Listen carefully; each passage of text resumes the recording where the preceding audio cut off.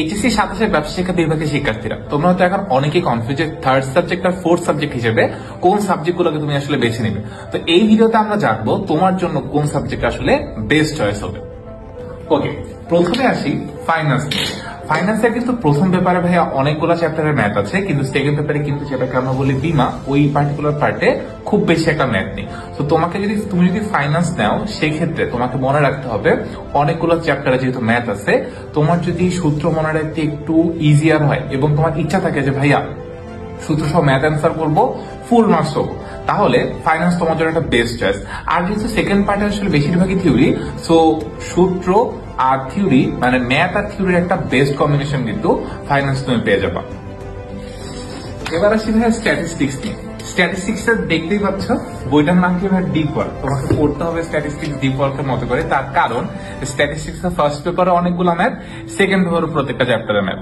এখন তোমার জন্য স্ট্যাটিস্টিক্স কখন বেস্ট চয়েস হবে? অনেকে আছো যারা সায়েন্স থেকে কমার্সে শিফট করবা, যাদের ম্যাথ করতে একটু ভালো লাগে, হায়ার ম্যাথের সাথে স্ট্যাটিস্টিক্স এর কিন্তু একটা ভালো রিলেশন আছে।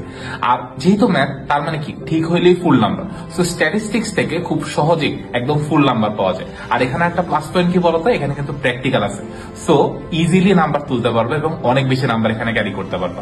কিন্তু তোমার যদি ম্যাথ যদি ভয় হয় আর অঙ্ক যদি তোমার করতে অনেক সমস্যা হয়, সূত্র মনে রাখতে আরো অনেক বেশি ভয় লাগে, তাহলে মনে হয় না স্ট্যাটিস্টিক্স খুব ভালো একটা চয়েস হবে তোমার। এবার আসি মার্কেটিং দেখে।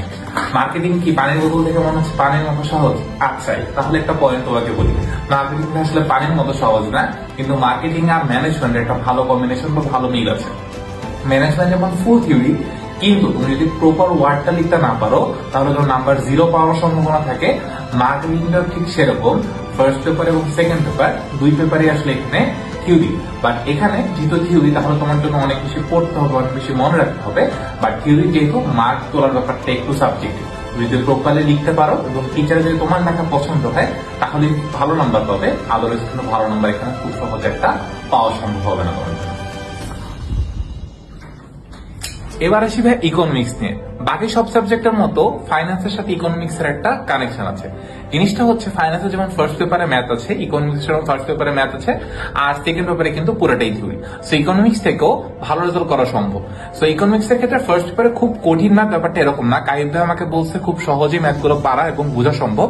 আর সেকেন্ড পেপারে যেহেতু পুরোটা থিওরি, তাহলে খুব বেশি একটা ডিফিকাল্টি সমাজের জন্য হবে না। তো ইকোনমিক্সে তাহলে মার্ক তোলার ব্যাপারটা সাবজেক্টিভ থাকবে সেকেন্ড পেপারের জন্য, আর ফার্স্ট পেপারে খুব ইজিলি যেহেতু ম্যাথ আছে মার্ক ক্যারি করতে পারবে। তো এখন প্রশ্ন হচ্ছে, ভাইয়া আমরা কয় মাসে সিলেবাস শেষ করবো?